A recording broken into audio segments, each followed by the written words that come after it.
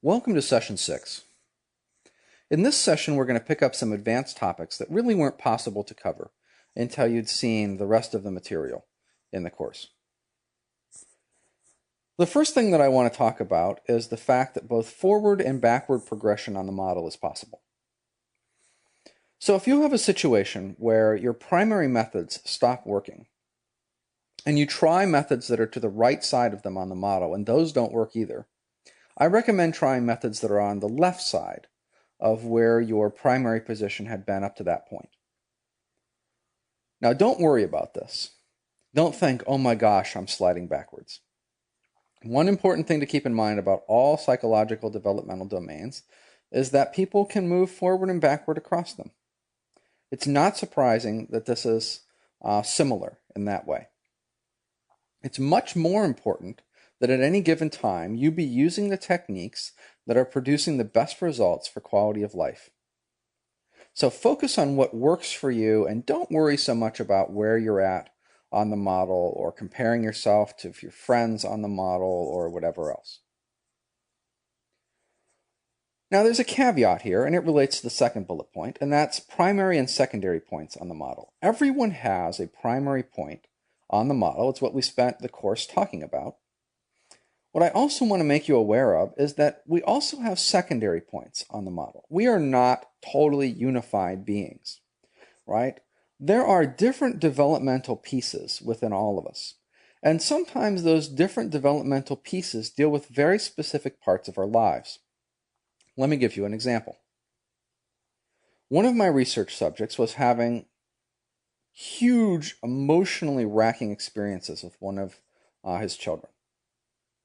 Very traumatic experience going on. No matter how much he tried working with the methods that were his primary location on the model, he just could not get anywhere with the situation. So I suggested that he try a technique that was way to the left of where his position was on the model. He was very close to the non-symbolic side, and I suggested something right down on the dashed line between the first and second third of the model. Within a couple of hours of using that technique, the situation had gone away, basically, with his child. So this is a great example because it highlights what is so often true regarding these secondary points on the model, that there's some part of us that's typically a very emotionally involved part of us that seems to be coming from a very different developmental place involving this.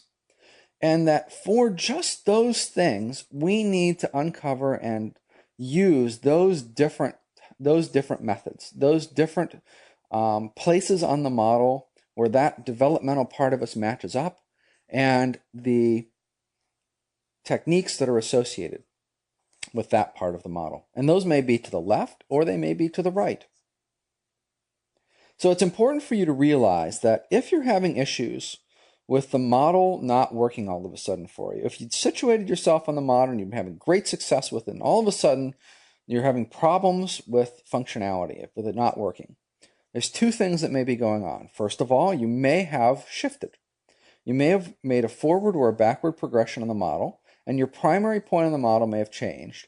Or you may have found yourself primarily dealing with something that wasn't the 99% of the normal stuff that you deal with, but was some other very special thing that dealt with a different developed part of yourself. And you may need to find a secondary point on the model and the technique that matches up to that. And the best way to do that is just take your best guess.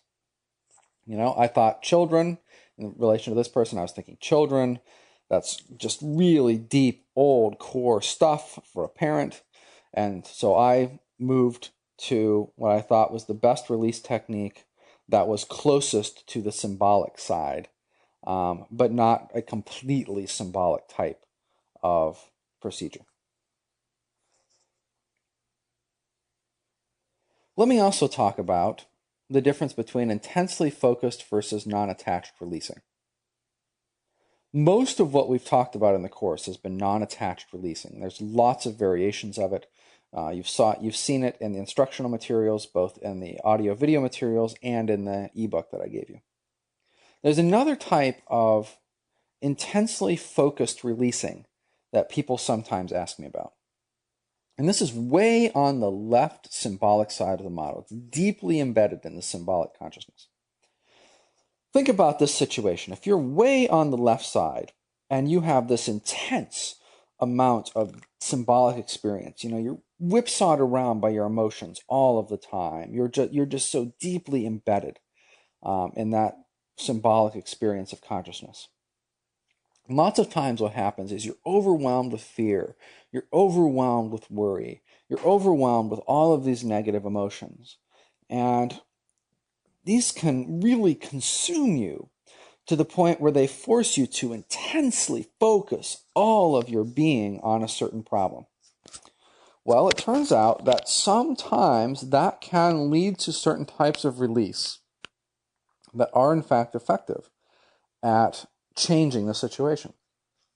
And changing it in the same way that you would see non-attached release and change it, changing it in ways that sometimes seem just remarkable, miraculous, that you can't imagine how in the world that could have been the resolution. I would encourage you, however, not to look to those types of releasing as something that you really want to get good at and persist with and perpetuate in your life. You really want to move towards the non-attached forms of releasing, because you just don't want to have to be constantly totally consumed by these usually very negative emotional states in order to get there. And also, it's usually not effective. Sometimes it is, but it's usually not. So the effectiveness is much less than for non-attached releasing, and it's a much more negative emotional and health type of situation. But I do get questions about it, so I wanted to cover it now that you've seen sort of the whole spectrum of releasing that's out there. The final thing that I want to cover looks at neurological patterns. Something that's very, very interesting from a neuroscience standpoint is that pretty much everything that we do is reinforcing the neurocircuits in our brains. So at any given time, that's basically what you're doing. Whatever you're thinking about, whatever you're doing, you're strengthening some neural connections and possibly weakening others. Well, let's think about this in relation to what we've been talking about with release and with the expression of intent and things like that in the course. And there's 2 points here. The first one, disempowering and or releasing undesirable patterns. This is allowing those neural patterns to begin to atrophy, begin to lose power, begin to lose strength. And simultaneously with that, we want to be doing the second thing, which is to create and or reinforce desirable patterns. If you think back over the course, this is in fact a pretty good neurological model to think about in association with everything that we talked about.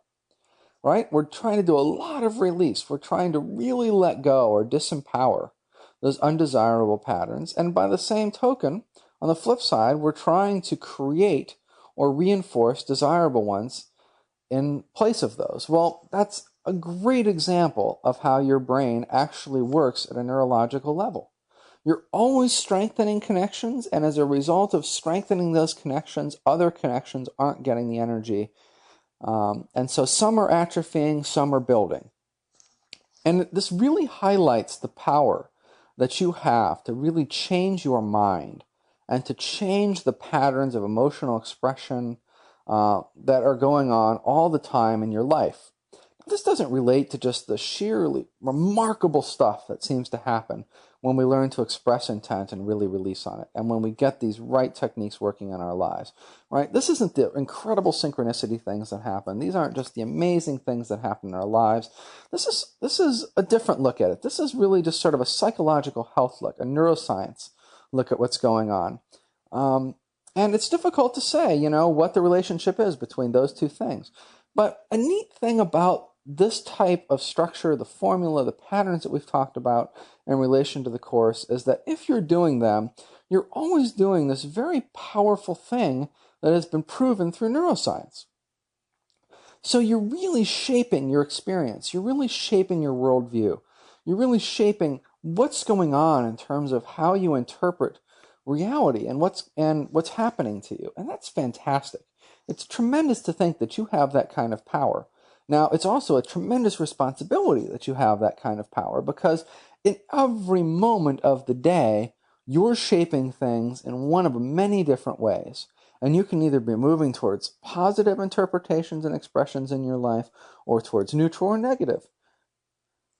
Very, very great amount of responsibility that you have for all of your thoughts, all of your emotions, all of the time.